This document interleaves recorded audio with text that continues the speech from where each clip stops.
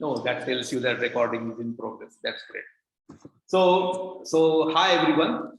This is Parag, and basically we are meeting here for a very interesting time. Is about real life, of course. And as you know, real life is a gamification of the real world statistical data. And one of the Nobel laureates who actually likes real lives, Lee Hartwell from Seattle, he always described it as that real life puts a face on the statistical data and brings the experience of ordinary people in front of the players. And these players, of course, as you know, they are students and young and youth across the globe who are actually playing some bad games and some good games, of course. But the job of real lives and the mandate of real lives is how we can bring the experience of real world and not really take them to metaverse and virtual world and those kind of things, but put them into a situation where young people start realizing what is their role and how they are going to benefit and how they can use their intelligence and brilliance they have, fortunately, to the betterment of the world. One of the very interesting factor is how real life is used in classrooms. And this is where actually Matthew is going to come. But I always remember a story, Indian story, and I guess this story is everywhere in the world. But this story is about an elephant and 7 blind people. And of course, teachers are not blind, but this is just a symbolic story. So what I realized, that because real life addresses geography, economics, social science, global citizenship, some skills like empathy and cross-cultural understanding and respecting, anthropology, public science, political science. Somebody told me, a professor from New York University, that it's also about policy making. So all these subjects are kind of a reality in real life. And therefore, when teachers teach a subject, a geography or social science or economics, whatever they are teaching in the classroom, when students use real life, they get a kind of a very immersive experience about how these subjects are connected and what is the learning about life which they can bring back to themselves as well as build them as a person. Now, this is a very interesting facet. And today, I think Matthew is going to bring this magical experience, I would say. Of course, like when it's our baby, we always feel it's magical. But Matthew is a real user and teacher in the classroom. So I think he's going to bring and fit these kind of puzzles pieces together to bring us a very interesting experience. Matthew is going to introduce himself and he's going to speak about real lives and the story about real lives as it happened in the classrooms he was teaching. So thanks, Matthew, for today. And I'm really appreciate and really honored to speak to you. So over to you. Well, thank you very much, Parag. It is humbling. It is an honor to be able to speak with you, speak with everyone about real lives. And I want to start with just some overarching questions. As a global studies teacher, I taught in the classroom for 13 years. I was an instructional coach or a peer coach for 3 years. So I worked with 75 teachers in both elementary and middle school and observed and provided feedback on their teaching. And then I was a high school administrator as a building principal and then a principal on special assignment and a international baccalaureate program administrator. That was over a course of 8 years. And in all of that, I've also experienced grant writing, both writing the grant and then executing the grant, making sure we were satisfying each requirement of the grant. So I earned my doctorate in education and my master's in education at the University of Minnesota. And I'm passionate about education. I'm passionate about international appreciation and heritages around the world. And as a global studies teacher, I used to say a couple of things to my student. Number one, you can't escape geography. Wherever you look, whatever story you're reading, whatever book, anything can be connected to geography. And hence real lives, I feel it's the same thing. You mentioned, Parag, several different disciplines that real lives can support. when we think about the United States, a lot of folks are going to base their purchases. And when I say folks, the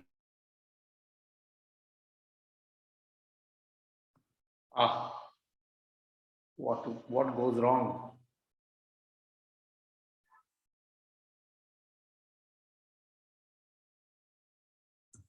global citizenship or understanding different perspectives of people in various regions of the world. RealLives has that, and that's just for social studies. When you bring on science and geography and geology and mathematics, there's so many different aspects. Even English language arts is a whole nother aspect where RealLives has application, and certainly with the creativity of teachers to make it, they can, the sky's the limit is how I look at it. When I thought about RealLives, I had I first of all thought, what is this program and how can I use it in my classroom? What are my goals? My goals are, and I'll tell you, a lot of students would say to me, why do we have to learn about sub-Saharan Africa? I'm never going to go there. Why would I have to learn about China? I'm never going to go there. Estonia, fill in the blank. And what I would say is, number one, you don't have a crystal ball. You don't know, A, where you're going to live, or B, who your neighbors are going to be, or C, who you work with. You just don't know. And the more knowledge you have of the more types of people around the world, the better situated you are to be effective as a global citizen, as a worker in what are now increasingly multinational corporations. So that was one goal I had, is just to introduce folks. And I think what happens a lot as a geography teacher or a global studies teacher, I was told once, you want to avoid just the superficial or just the F words: food, fashion, festivals, and try to get deeper, try to go beneath the surface. And that's what RealLives does. You are learning about the livelihoods of a statistically average citizen in that area where you choose to live or where you're randomly assigned to live. And I cannot tell you the serendipitous conversations. I can't relay all of them, but let me just share a few of them. Students were shocked at the different health maladies that impacted people from different parts of the world. Here we are in Twin Cities, Minnesota, but they're learning about what iodine deficiencies really can lead to in a goiter. And by golly, when they looked up what a goiter was, they were shocked. They learned how different cultural impacts or socioeconomic system impacts can have on young people as you're growing up, and they were forced to drop out of school. And I would have students, panic asking me, why do I have to drop out of school? I don't want to drop out of school.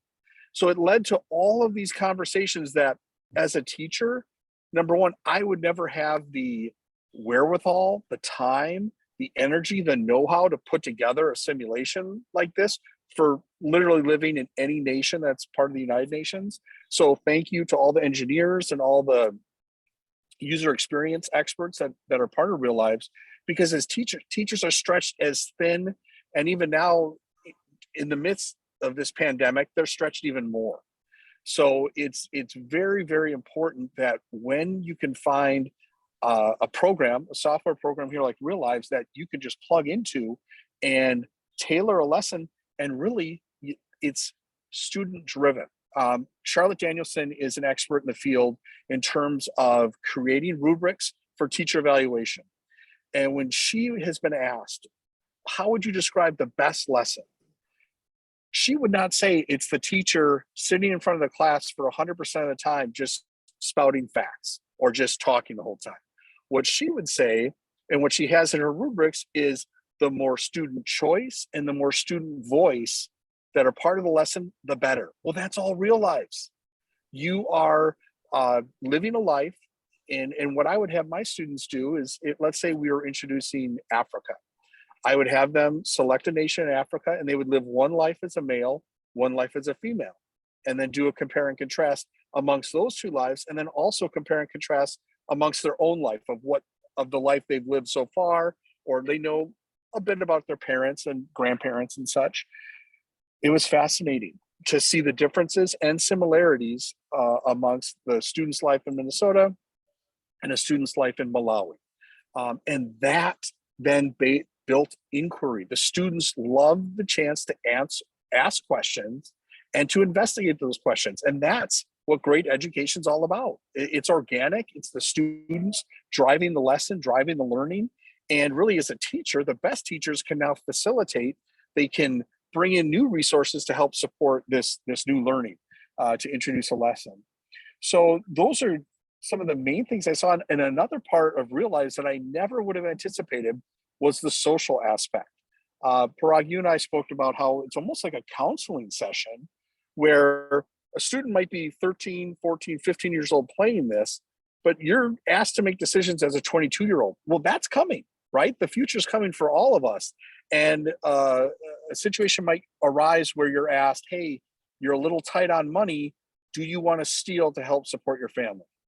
That's a moral dilemma. That is an ethical situation that students have to face head on. And what would happen in our classroom, in our computer lab, because back then we had to have the PC connection, they would ask each other, oh my gosh, okay, this is what happened. And then their friends or their neighbors would chime in with their perspective. So it was almost a very social experience in our classroom. And you were chiming in or learning from your friends, even, and that's unplanned. As a teacher, I didn't plan that. It just happened organically. It was fantastic. The other thing I can say, whenever you're a teacher, you want to find activities that students can be engaged in and that they love doing. And I can tell you from my experience, students of all motivation levels, of all achievement levels, of all backgrounds, genders, everything, I couldn't get them to leave class. So my team of teachers didn't always like it when we were focused on RealLives, because they knew a whole host of their students were going to be coming back late, because I essentially had to kick them out of class because they wanted to finish their life, or, you know, I just got to finish this, or I got to save my life so I can come back to it. That doesn't always happen. All of us that have been in education, we know there are sometimes kids can't wait to get out of class. What I'm saying, what RealLives did, is they wouldn't leave. And as a teacher, you love that, right? You want them to be as engaged and excited about learning as possible. I think the other part about RealLives that Parag and I spoke about is it is literacy based. You have to read, and because you're reading that snippet of information, might be a paragraph, might be a sentence of each action of your life, that then leads to more questions. And I gave students a worksheet, an overview. For instance, I asked them to catalog what are all the natural disasters that occurred. And so tsunamis occurred in some of these places. Well, we've never had a tsunami in Minnesota. So that was another learning point right there. Earthquakes don't happen in Minnesota, but have devastating impacts of other places within the United States and obviously around the world. So to really put yourself in a position where you're experiencing life in a place that you may have never been and may never go, I don't know many other products that can deliver on that type of experience. And that's what RealLives did for our students year over year over year. I'm excited to reach out to some of our alumni, our RealLives alumni, and ask them, hey, now you're a few years on, you yourself may have traveled the world. What kind of impact did it have on you as a student at the time? And now that you're 5-10 years removed, what can you say about it? And hey, how can it be improved? Because we're always looking to improve things. Parag, is there anything else you want me to touch on? I know I've been talking a lot here. So I see very interesting patterns you are trying to bring here in the discussion. One is, of course, the element of chance, which I say that chance element is never taught in the schools or in education system.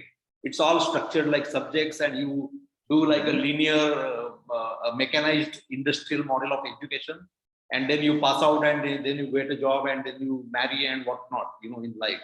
But the chance, you know, that how privileged you are in a situation where you are just born in a good country, and you had to just imagine that, okay, if I was born in a bad country or a poor country or a country which doesn't have any resources left, or politics or dictatorial, I think this is a chance element we bring in a big way in RealLives. I think you bring it very nicely. You can comment on it. And the second point, which I feel is most important in the education, is curiosity. And curiosity building is going to be the most important global citizenship skill or 21st century skill, I would say, that how you are going to be curious about the world, how you are going to meet the other cultures and people who are going to possibly work with you, stay with you and whatnot, So I think these two things I thought as a very interesting points. Maybe Pankaj also has some comments to make, maybe later, I don't know. That is one. And secondly, my question was that this is the experience. Can you just describe that how RealLives was used in your school? Like there was a class, there was a hour kind of a situation every week, every month. What was the kind of a delivery? Sure. So Parag, I'll answer that last question first. The way that I utilize RealLives, and then eventually, essentially my team and our district, because as you know from RealLives, all 3 middle schools in Wayzata eventually did adopt RealLives, is it was connected to the geographic illiteracy that I was sensing around the world. The Roper survey was conducted by National Geographic, or highlighted by National Geographic, and it really focused on Americans 18 to 24 and how geographically illiterate they were compared to their peers of the same age around the world. 30% of Americans couldn't locate the United States on a map. That's frightening. And that we're just talking like the base level of geographic knowledge of, do you know where South Africa is? Do you know where Germany is? Do you know where Russia is? And so what I essentially said to our students is, we want you to learn a nation a day. And there's 175 days of school. There's 196 nations in the United Nations, or at least there were when I was teaching. And we quizzed them every week. And our goal was, you have to increase by 24 nations each month. And we would take that quiz. So that's why we were in the lab first. Then RealLives was kind of the icing on the cake. And I had to watch the students, right? Because sometimes they'd rush through their quiz because they want to get to RealLives. So I had to make sure we found that balance. And after students finished their quiz, it was all digital. So they submitted it. It was self-corrected. They knew what their score was. Then I would have our next region of study. So we studied by region. So it might be South America is the next region. And I'd say, okay, pick a nation in South America. It might be Portugal. And I want you to live one life as a male, one life as a female. And I had a worksheet for them. And that was just to kind of, they're learning so much and they're exposed to so much. I wanted to be able for them to recall it in the next class period, because we wouldn't have time to discuss it in that we had 50-minute or 60-minute class periods. I was the global studies teacher, and I was the one that brought students in for RealLives. So that's, even though it was in that particular class, Parag, I really appreciate what you said. There's really a blurring of those discipline lines. Like in education, it's, this is mathematics, this is science, this is social studies. Well, RealLives, weaves its way through all of those disciplines. But in our school, in our situation, it happened in my class. And then I would bring the students back the next day, and they would have think, pair, share opportunities, and they would talk with several other students in the class. Hey, what was your experience? What did you find was similar amongst the male life that you lived and the female life you lived, and amongst your own life thus far that you're aware of in your own experience? So that's how I used it. And then eventually expanded it. We copied something from National Geographic, or I should say we utilized the tagline African 3D. So discovery, demographics, and diversity. And we would have teams of students focus on a nation. So there were 53 nations in Africa at the time.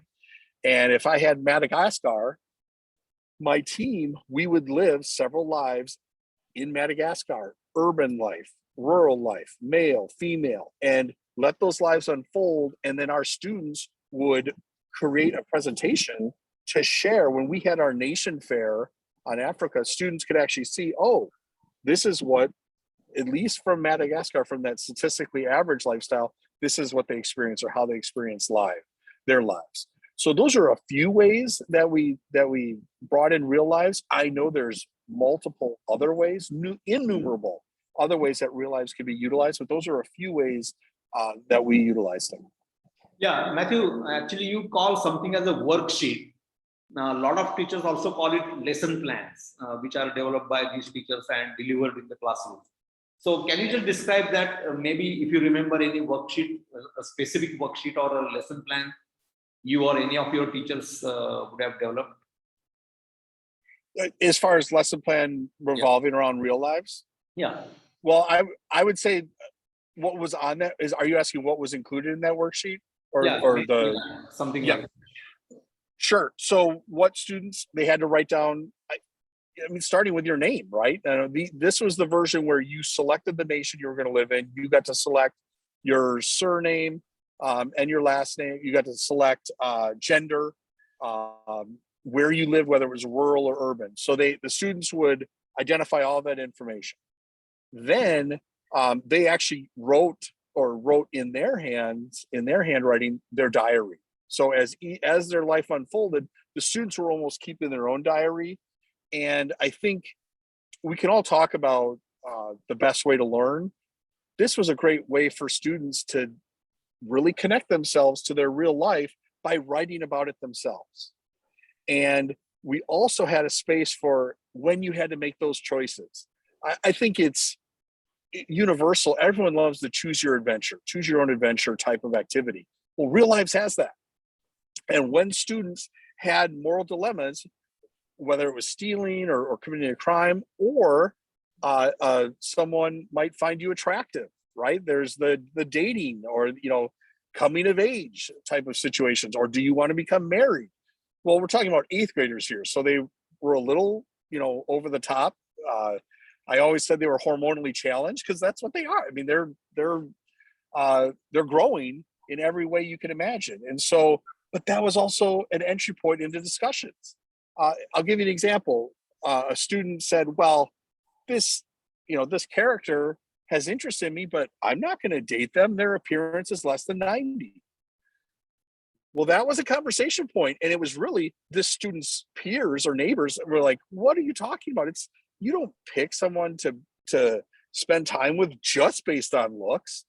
And that was another aspect. And that's actually connected to their real life, right? They're experiencing it in the real life simulation, but it is connected, and they are kind of in a very safe and secure manner, kind of going through some of these coming of age experiences. And there's very few other ways that you can do that. And I want to make another connection. You talked about Real Lives putting a face on the data.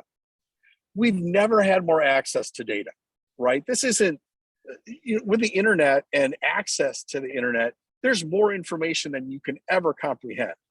And let's face it, sometimes that data can be kind of dull and boring. But what Real Lives does is, now that the students are making decisions based off of that data, or they're experiencing even a simulated life based on that data, that is sparking that interest, and they want to go deeper. They want to learn more about the specific situations, whether it's civil strife in a nation, whether it's huge differences in literacy rate between males and females. They might see that data, and that their inquiry then kicks in, and they want to learn more. And as teachers, that's exactly what we want. We want our students to have that curiosity and to really dive in to learning more about the topics they're introduced to. Pankaj, any question? Unmute.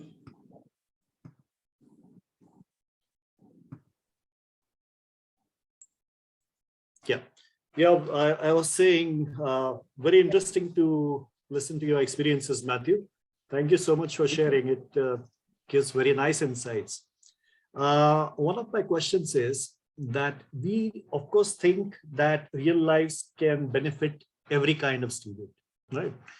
However, in students, of course, there are different types of students. There are archetypes of students. And do you find that certain kinds of students respond more to Real Lives than others? And do different archetypes of students respond in different ways to Real Lives? Thank you for that question. And I'm going to start at the end, because that's what I believe, that depending on where that student is currently, they're going to have a different experience or different interaction with Real Lives. We know students are at all on a spectrum of maturity levels. Mhm. So, and I'm talking about the earliest iterations of RealLives here. One of the actions, because students can sometimes induce or, choose to buy real estate or choose to start a relationship or start a family. Well, some students click that start a family like 100 times, right? That's what they were focused on. That was one maturity level. And that allowed me to have a conversation with them of what's our purpose here? What do we want to get out of this? You had your little joke or whatnot. It's time to get focused here. And that it usually ended with that, at least their shenanigans. Other students, you have some students, and even as early as 8th grade, that are globally focused. They want to learn more. They're reading the newspaper in the morning. They're looking up international news. So they were their mind was blown, because here they are actually learning about something and having fun at the same time. And with that type of student, it's almost like they were in a zone. They were so focused, they were so immersed, I had to extract them from class. And these are kids that would never be late to another class, right? They're rule followers. These are your, you'd love to have a classroom full of these scholars.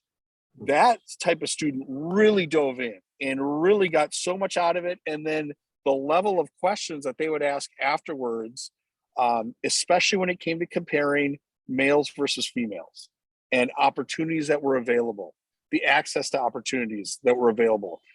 Students couldn't understand, how come I can't go to college? I want to go to college, but it says I can't go to college.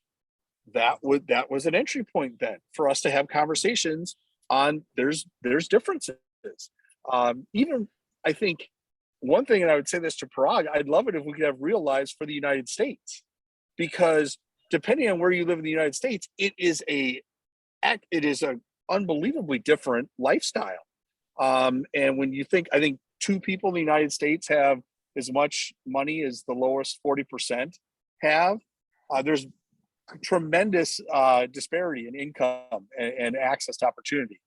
So I think RealLives could be great for students even within India. Think about the differences in and just pick a country. There's always going to be a spectrum of socioeconomic status, of access to opportunity, of generational wealth.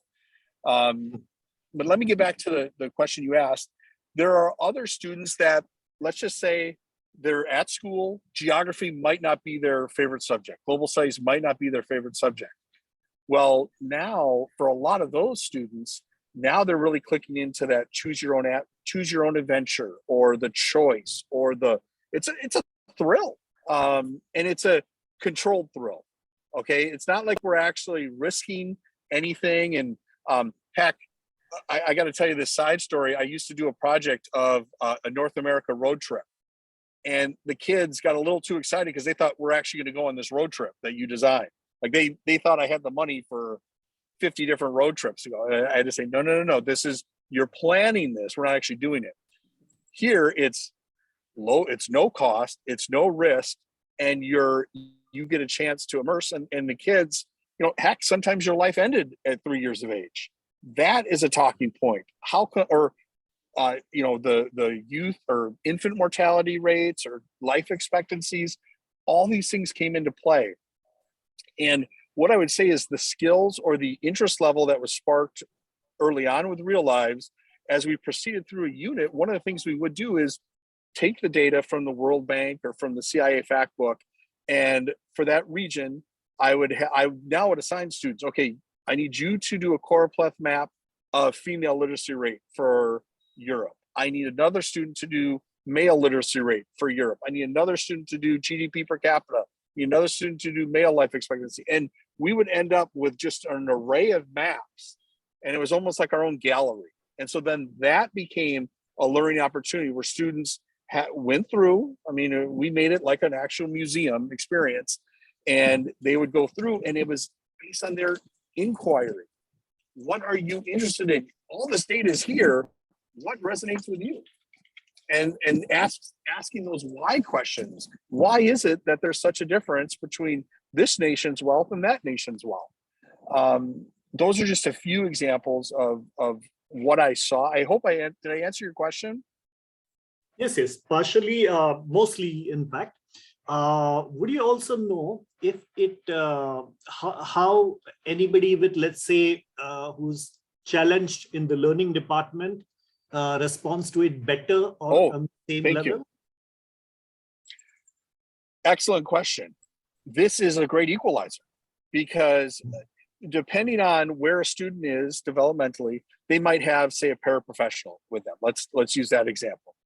Well, now you have a paraprofessional. A lot of times in an academic setting, they might read an assignment, verbally share the directions, or verbally share test questions with a student, and then the student shares them back.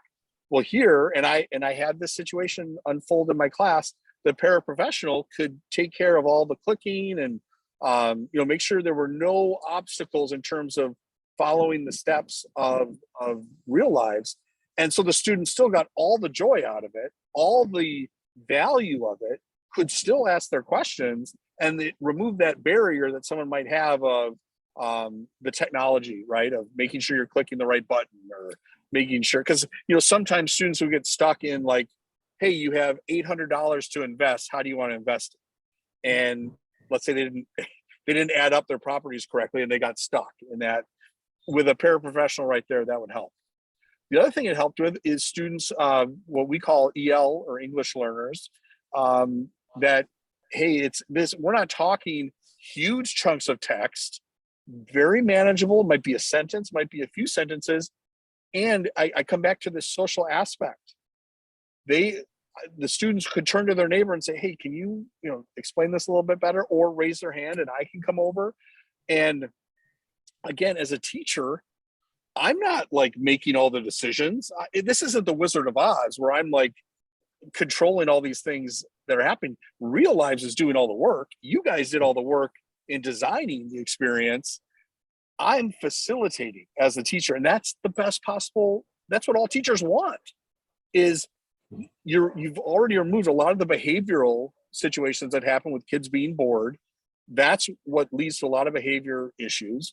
And then you have students that are engaged and they just have so many questions they want to ask. And what I would tell them, whenever you run into an issue or a question, write it down.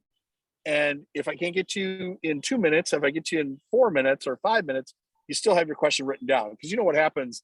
Kids will have their hand up and then they'll say, oh, I forgot what I was going to ask you. So those are some of the ways we tried to get around that. But I'm glad you asked that. Students with various, if they had an individual education plan, an IEP, or a Section 504, I really saw this as an equalizer, because it's not like you're saying, hey, read this textbook, read 4 chapters, and answer the section review questions. That's not it. This is something they're really engaged in, and they didn't feel sheepish about asking their neighbor or their teacher for further verification or seeking deeper understanding. Yeah. So you're saying it also encourages students in some of the cases to actually talk to others proactively to get their doubts answered, etc. So it actually encourages social behavior in real life also. Yes, yeah, like the RealLives in the real classroom. Let's use that terminology. I don't know if you've ever seen the game Whack-A-Mole, where like the mole pops up and you got to try and knock him down. Yeah. Well, how our computer lab was divided, a student would pop up and say, oh my gosh, you got to hear this. Oh my gosh, I got to tell you this. This just happened to me.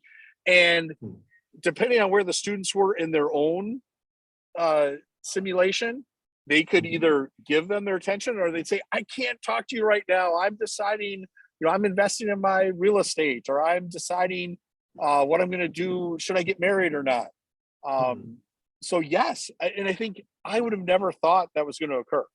And that doesn't always happen in education. As much as we want students to learn for learning's sake, right, to be altruistic, it's not always like that. I come back to the varying motivation levels, the varying reading levels, frustration levels. RealLives really undercut a whole lot of those barriers to learning. That's what I understood. That's what I understood. And then I also saw, yes, that social, that really eagerness to share your real life experience with your real life peers. Wonderful. On the other side, how do other teachers respond to the concept of having a game to teach a subject around? Do they take to it gladly? Are they skeptical? Are they enthusiastic, curious? Well, I think I'll speak as general as I can because I can't speak for every range. I think generally speaking, you're going to have a spectrum. Some folks are very rigid. These are the standards. I've got to teach it this way. A lot of teachers look at, well, I have my high standards and the students have to reach them. And it might be the most boring stuff in the world, but that teacher believes that's how they're going to do it. Sometimes, and I think here's what the pandemic has really done. It's really upset a lot of those maybe ruts that we've been in education wise. And it's a perfect time to bring in a situation like this where I know the word gamification is used, but I don't see it as a game. I really see it as you're living this life. Like this is as immersive of a learning experience as you can find. Okay. And yes, it's choose your own adventure. Yes, it is gamification. And I know there's a market out there for people that aren't even in school that are using RealLives just to burnish their understanding of different parts of the world, or just because they find it fun. I mean, I get that. I would say in the educational setting, and as you look to market this, you're hitting on so many things that are buzzwords and I'll speak for American education right now, but social emotional learning is what you're going to hear the most about. And this absolutely accesses those aspects of a student's brain and development. You can be very intentional as a teacher and create those learning experiences and say, tell it. What you could have the student do is, even when they are faced with a moral dilemma, have them write on it right there. Why did you choose what you chose? It's not us telling kids how to think. It's asking them a little metacognition. Think about your thinking. Why did you make that choice? I'll give you, this is something different. There used to be a series called I Shouldn't Be Alive. And it was on Discovery TV or something. And our kids, let's say we were studying South America, and there's one on the Amazon of these people that got lost, and they're making all these decisions. And I would pause it and say, okay, what would you do right now? And that's that value of learning how to make real world decisions. What are you basing it? What's the logic you're using? Or is it all emotion? And trying to have honest conversations about that. I think RealLives has an absolutely wonderful opportunity to market this, not just for social studies teachers and not just for middle schools. I can see this moving up for high school, moving down, and I'm just talking about up and down age-wise here. For upper elementary, there's so many applications and there's so many standards, and that's one thing, as RealLives continues to scale, of even saying to Missouri teachers, hey, RealLives, you can address these elementary standards in mathematics, these social studies standards, these science standards. If you can come to folks with that information, I don't see why they would hesitate. And then looking at the price point, there's another thing that especially schools in the United States are flush with right now. That's COVID resources. And a lot of those resources are tied with, how are you supporting students' mental health? How are you engaging students? How are you helping students catch up? Well, I think RealLives has certain applications and I shouldn't say certain, unlimited applications, and how it can help in all those different disciplines. And I don't want to speak for any group of teachers in particular, but I think in the way that it's presented, you can absolutely show people the value here. And it's a very low cost. It is very low cost investment. And I know there's some applications out there that it's a $2,000 starting point and then a cheaper, yearly, year over year cost. Well, here, I was talking with Parag about what some of the ideas are. And even when we bought, I think it was $1 per student per license when we were using it.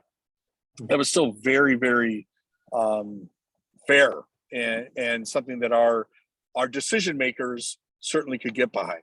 Yeah. Did I answer your question? I know I'm talking a lot. Yes, yes, Ah, I love hearing you. Okay. Thank you for your answers. I'll let other people ask some questions Okay. now. So All right, Matthew, thank you. Matthew, now Nice. let's dive a little bit deeper into the world. How we are going to extend this experience of you as a teacher, Matthew, in Minnesota to large number of teachers across the globe. That's the vision plan we are talking about right now with the new version which is upcoming. One of the things is basically there are lots of schools across the globe, and definitely we would like to reach out to teachers with the methodology of lesson plans and worksheets and all sorts of things they can plan around real life. But in your resume, I was reading, you also talk about parents in a big way. And one of the things which have changed with the COVID and people sitting at home, and especially parents with their kids, is that a lot of parents started feeling that they should act as teachers when they are at home. And they don't have any tool. They are not teachers. They don't know the subjects very well. Of course, they studied, but now they forgot. Now, this is an opportunity we see in a big way that, for example, in the morning, the father and mother are leaving for their jobs. They might tell to their kid that, okay, today play a life in Afghanistan. And when we come back in the evening, probably we can speak about what was your experience in Afghanistan and how you lived it. So, one of the vision we want to extend is how we reach out to every home, not only just the schools, and bring this experience and change the kind of discourse between the parent and the kids, like the teachers and the students you experience. So this is the vision we are carrying. I see a lot of points where you mentioned that these are the possible strengths RealLives has, and this can be used in a very, very amazing way. I just want to bring one small experience from Korea, because we are also experimenting in Korea, and about 4 or 5 schools are using RealLives in Korea. Yes. And one of the teacher was asked by the local government in south part of South Korea that they saw this amazing change, behavior change happening in the students. They started speaking very different language, and this teacher was telling me that generally this age group at 11 to 16 or 17 in Korea, it is called as reckless generation. They are not bothered about anything. These are millennials who know that their parents have money and they are at home, and they are not bothered simply about anything in the world. And she was very bored as a teacher in the classroom.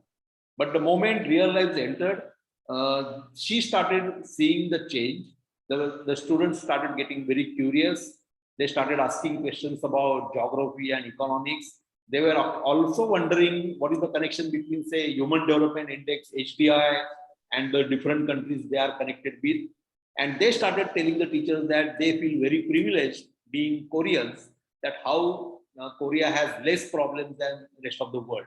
And they started feeling proud about it. But it did not stop there. The students also said that they also feel now pain for the poverty and poor people, and they want to do something more.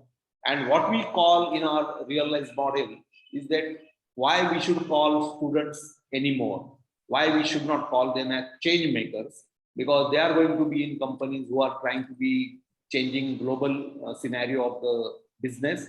They might start their own companies which can be really shaping the world in a different way, and they could be very useful to the society in many ways rather than just being organized. So these kind of things are happening. So in taking RealLives to the world and making this impact, how would you like to share those ideas which probably you have? Well, I see, as I mentioned earlier, innumerable ways that RealLives can be utilized. And let me start with the teacher aspect, because I think you mentioned earlier, Parag, of folks like it if they purchase a product that they don't have to do a ton of extra work, right? So that there's already some built-in lessons or some classroom-ready lessons that we can just roll right out, or maybe make a few adjustments to make it fit their school. I think the reservoir of lesson plans is a great idea that I think I saw in some of the communication that if a teacher provides 2 lesson plans, or if they, let's say they provide survey data of their students, that's invaluable data for the designers and for you, for the leaders of RealLives. Maybe that can be a format that students can almost earn that, or schools can earn that credit, that would cover the cost of a year of RealLives.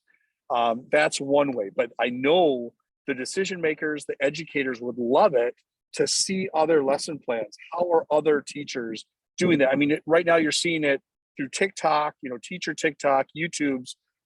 The world has been so leveled. People around the world are sharing their ideas, and people halfway around the world are picking that up and say, I'm going to try this. I'm going to use this. I think what you just mentioned about South Korea and the students' advocacy or efficacy or trying to make the world a better place. I love what you said about change makers or disruptors. Now, a lot of students ages 11 to 16 are disruptors just behavior wise. I should say some, but I know what you're talking about, change makers, that they are going to be living in a world that is different from what all of us grew up in, right? And they're going to be asked to solve problems that have never existed before, whether that's pollution-wise or extinction or climate change. I mean, all these things that are occurring that you can't really look back into history because some of these problems have never existed before.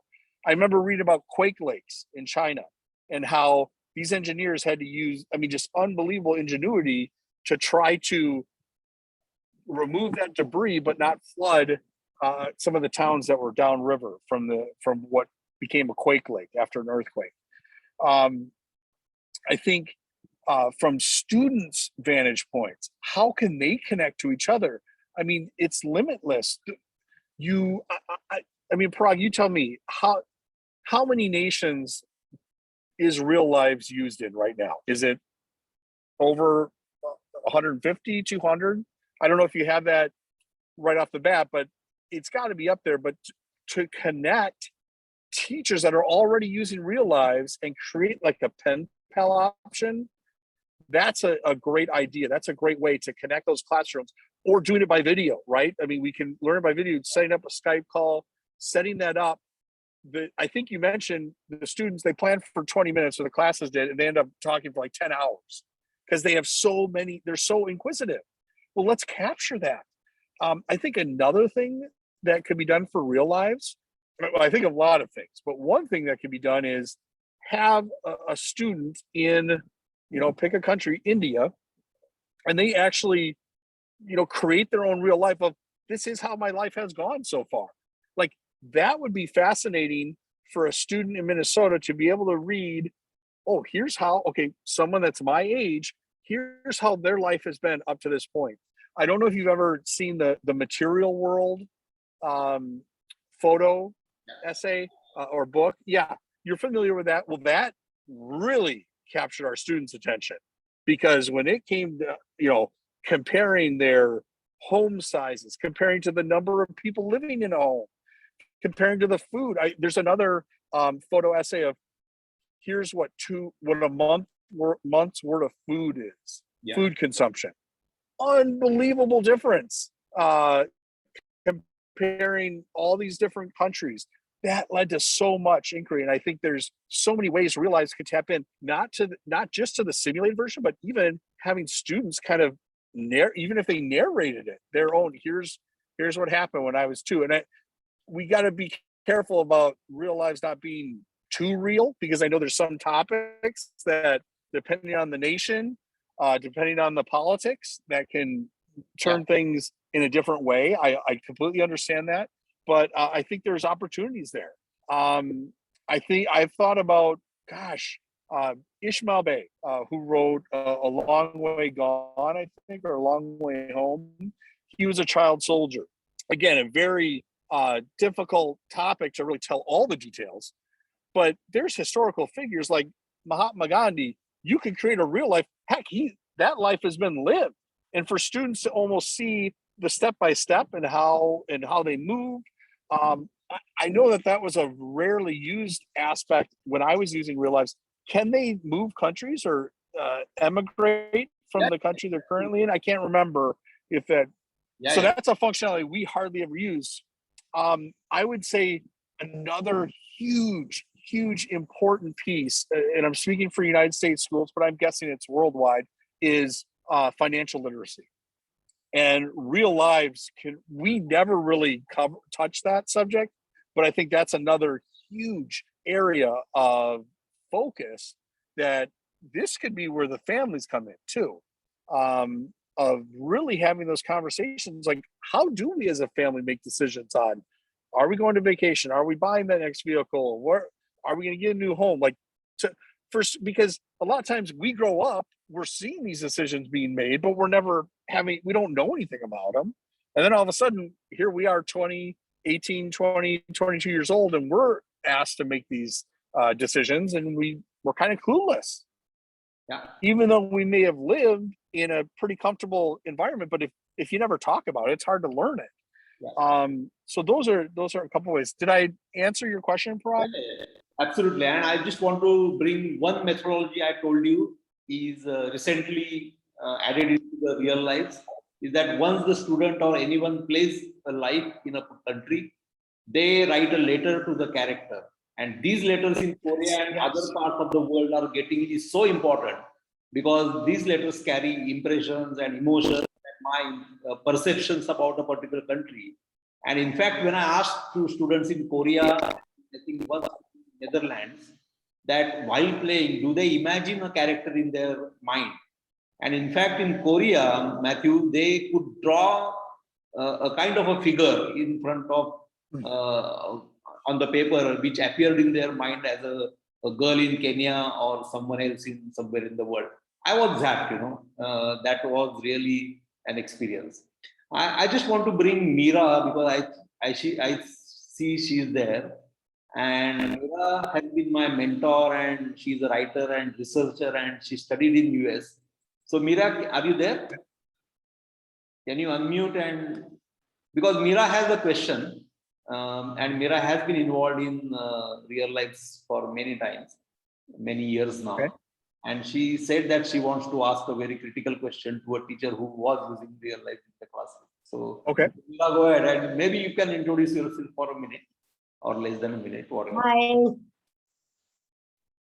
I must Hi. say, are you there? I really am enjoying your talk. Having been thank involved you. with real life, Parag came to me when I was having a seminar once, when I was doing sexual behavior research. And I had this brash guy walk up to me and say, I want to work with you. Nobody's allowing me to work on research. And that began my long association with Parag. Yeah. The That's question I fantastic. had, and the question that really interests me, I got a glimpse of an answer in the way you talked about it. But one thing I've always wondered is how a teacher could transform the statistical figures which come up, which actually means very little to anybody. Me as a social scientist, I can't really understand what it means from one country to another. How do you get it to be a living thing for your students? Well, that's a great question. I think it's really difficult to accomplish, and I'm certainly not saying I am or was the best educator by any stretch of the imagination. I think RealLives has done it, or has created the opportunity for students to access that data in a new and unique way in terms of their, we're talking about kids that have been on this earth for 14 years or 15 years. They maybe have never heard of life expectancy. Like, that doesn't mean anything to them. But when you live your life and you come across the different statistics that come across, the crime statistics, the health statistics, the financial statistics, what they can do is compare it to their own life. So I think that was one of the best ways for us to really get students to not only try to get their heads around the data, but also to have that empathy, or to open up their hearts and minds to understanding what it's like to sit in someone else's shoes or to live in someone else's skin than your own. And that's not easy. I think it's not easy for a lot of us to put ourselves in each other's shoes. And I can speak right now for the United States, especially politically, that's not happening very often. People see it from their vantage point. They want to keep it that way. So what RealLives has done is, like, I want to say the folks have already done it. That design experience or user experience now by the students, propelling through their lives and making the decisions they have to make, and then learning what's happening to them that they don't have control over. I think there's an issue of fairness that pops up, and because I would hear that a lot. That's not fair. My brother just died, or my brother has this disease that, or they were reacting to not only the decisions they had the opportunity to make, but how the different variables impacted their life, whether it was a natural disaster, whether it was famine, whether it was financial related, or civil strife. I know that happened in several different regions or different experiences. So I don't know that I tried my best to animate that data to really show it for students, to show their understanding. It's one thing for them just to fill in a chart and comparing life expectancies, but it's a whole nother thing for them to think about, okay, if the life expectancy in this country is 42, your parents are 42. That's the average, that's the average time someone passes away. And that, when people made that connection or comparison, I should say, this is what's happening in that nation, and I can see what's happening in my nation. I know my life pretty well, but I don't know anything about how people live in Pakistan or India or Egypt. I don't know much. So RealLives provided that entree. And let's also face it, we know these students or change makers, you can't just open their head and pour in knowledge. Like, they have to be willing. I think there's a Chinese proverb, when the student is ready, the teacher will appear. And I love that. I love it. And what RealLives really does is they're ready. They're ready to learn. They're ready to ask more questions based on their experiences. As a teacher, yes, we want every student to learn every aspect about every country and be able to analyze data and come up with well-reasoned arguments that cite research and cite actual facts. But we also understand students are on a spectrum of where are they maturity-wise, where are they reading ability-wise, where are they motivation-wise. And I think RealLives, no matter where they are on the spectrum, RealLives can meet them where they're at. And that's what I always say as a teacher. I want to meet you where you're at and take you where you don't even think you can go. And I think the opportunities for RealLives are limitless in terms of taking the student, whether you're reading at a college level or reading below grade level, there are ways to make this accessible to students of all of those achievement levels. I can also tell you, we did have some students from East Africa that had recently immigrated, and our school was kind of the English learner magnet. So I loved it for global studies class, because now you have students that are sharing, they've actually lived in these places that we're learning about. In many schools, you don't have a very diverse crowd. In many schools, and I'll speak about the United States, they're pretty, in terms of demographics, they're pretty similar for the most part. There are some schools that are very diverse, but many are not. So it's a great opportunity for them to put themselves in someone else's shoes, experience life like that. And that's what I'm saying. Parag and the designers on this call, I think there's another huge market here. Create RealLives within. I mean, even to live up to grow up in suburban Minneapolis and urban Minneapolis is a huge difference. That could be valuable for folks. I am going to tell just a quick story. this is real, I'm not making this up to burnish this point, but this happened. We have an organization in Minneapolis to help underprivileged folks, folks that have experienced loss. And part of it is coming down and cleaning up the area, the lunchroom area. Well, one student, this is from suburban Minneapolis now, came across this object and they said, well, what's this? It was a broom. They had never seen a broom before. They never used a broom before. And I'm not making that up. That actually happened.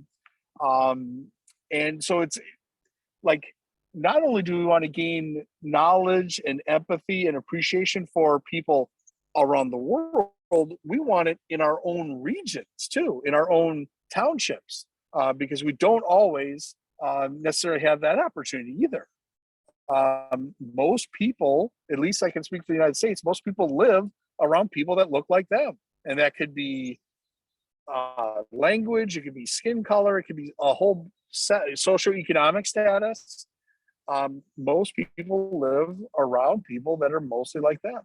And our neighborhoods are not very integrated. So here I see RealLives as an unbelievable asset or tool that change makers and students can use to enhance their understanding. Did I answer your question? I know I talked a lot. Mira.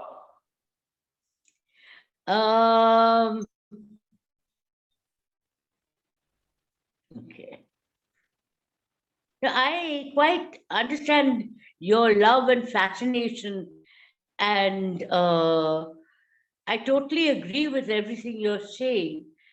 But I find it difficult to really understand how I would make a child of 14 really understand what concepts like child mortality. I don't know.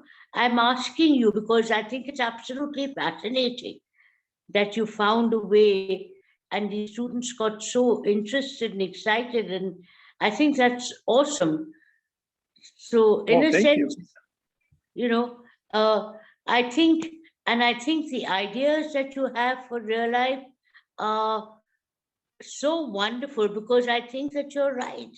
It has an enormous potential. And I think what's really exciting for me is to hear how nicely you have all these ideas in your mind. And I really have enjoyed your talk, and thank you very much for sharing with us. Sure, thank you very much. I honestly believe the sky's the limit. And I think another way, like, I'm 48 years old. So that's why I would always say to my students, like, I'm not smarter than you, I'm just older than you. You know a lot more about being a 14-year-old than I do, because you're living it right now. And so I think another aspect about RealLives, and I'm speaking very naively here because I don't know all the market research or all the efforts that have been put into the upgrades and the updates in the simulation. I just think it can keep, from what Parag was telling me, that he's very, very excited about the team he has, and being able to make updates and access data. I can't remember how many algorithms he said were already in place. It was a lot. But there are, even depending on the ability to almost personalize RealLives for various even districts. There might be certain aspects that they want to focus more on, or a certain data set that they want to incorporate. Again, I'm going to tell you another idea about RealLives, and I think this would be fascinating, is, okay, what would it have been to grow up in India during the Great Partition?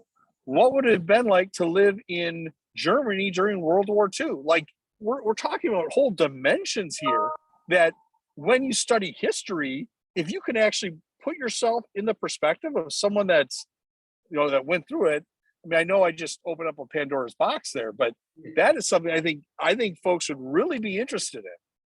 Yeah, Matthew, that's another story for another game, which is talked by a lot of people who play real life, that who keep asking how you can make a life which is in the past, and can you live? Yes.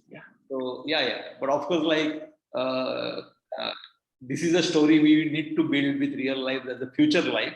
As you correctly said, a lot of teachers keep telling me that how the life the young people are going to live and what choices and what decisions they are going to make and how that choices and decisions are going to shape their life and outcomes of life is what real life is all about. I think it was a great experience to talk to you. I'm not shutting down, but I just wanted to pay my respect because in India, teachers are respected, and I'm sure everywhere else in the world, because teachers really shape what we are in the adulthood or what as a man. And you correctly said, when we spoke last time, that life after school has become so important right now because you don't go to the school just to learn something there, but you learn about life. And that part of education, which actually teaches you about life, is completely missing with the industrial revolution and whatnot around you, with the jobs and robotics and whatnot. So I think this is the role real lives would like to play. I always say, taking clue from Ken Robinson, who always said that the education needs to be revolutionized and not just reformed, because the classrooms today are getting a little bit bored. As you correctly said somewhere in your talk, that COVID has really broken those assumptions and those definitions of what happens in the classroom. And can we take advantage of that to bring very swiftly the method of pedagogy of real lives, so that the education becomes student driven and becomes more meaningful to young people. So maybe you can give your last quote or last ending Sure. or something. Yeah. Well, let me just say thank you to everyone for your warm words and your welcome on this call and just the feedback. I really appreciate it. I am passionate about learning. I'm passionate about real lives. I think there's so much that has been done and that can continue to be done. And let me put it in this context. The most valuable resource that teachers need is time. I don't care what nation we're talking about, they will ask for time. And it's not because they're lazy, it's because they need more time, because they are, our students that are supposed to be 8th graders are really developmentally at 6th grade level. They've had 3 ruptured school years. They're not where they usually are. So, and also in those 3 ruptured years, they didn't get all the content or all the knowledge that they usually do get. So it's a huge game of catch up, and where RealLives can really enter into this global market is, hey, teachers, you don't have to put in the time to creating all of this access to everything. You've already done it. You've already done it. And then if you can, it's already at a very low price point. I really believe there's so, and in a way, schools in the United States usually are resource strapped, especially rural districts or urban districts. But with COVID dollars, I mean, I can tell you, St. Paul, Minnesota, they have received $90 million in COVID dollars. 90 million. And so to bring RealLives in, that's just pennies. I mean, compared to what they have available. So I think it's an unbelievable opportunity for RealLives to be accessed by teachers that don't have the time and absolutely do want to support their students social and emotionally.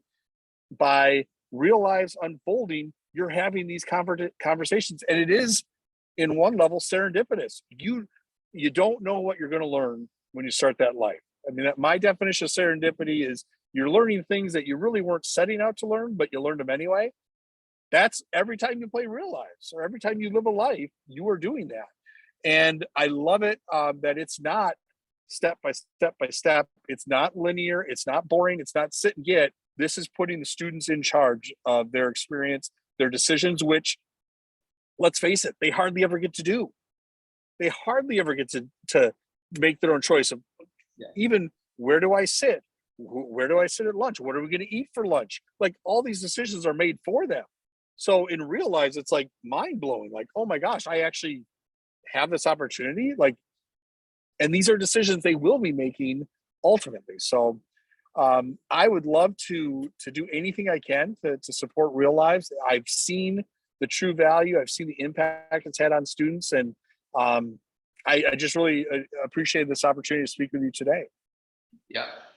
So that's great, Matthew. I think we can plan this another call with your students if they really remember what RealLives is all about, whether it impacted them and their lives. Maybe they can just memorize their classroom time when they were playing RealLives. That would be another great call I'm looking for.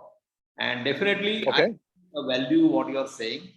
And maybe we can approach Senator of Minnesota or Mayor of Minnesota saying that this $90 million could be used in the best possible way. Maybe Minnesota can have a world program or a USA program of empathy and compassion and whatnot, and global citizenship, and possibly Minnesota can become the topmost state of proposing these kind of new reforms in education in the US. Just right. I mean, the opportunity is there. Yeah. So thanks for your time, valuable time, and we all really enjoyed everything. Pankaj, you want to close? Nothing. It was a lovely session. Thank you, Matthew. Great hearing you, your insights, and the beautiful way in which you express all the nuances of RealLives. It was really a good session, certainly. Thank you so much for that. Thank you.